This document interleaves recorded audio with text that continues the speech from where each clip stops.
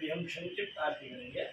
Last में है राजा पितुरप्रायिधामभिः दिवः सदा गुतिबृहतितदेतमः इदकु हविः प्रजननं मे असुदशवीरगु सर्वकणगु ततये आत्मसनि प्रजासनि पशुसनि लोकसंयभयसनि अग्निः बहुलां प्रजा अग्निः बहुलां प्रजानां तन्मे मनः ॐ सत्यनारायणाय नमो नमः।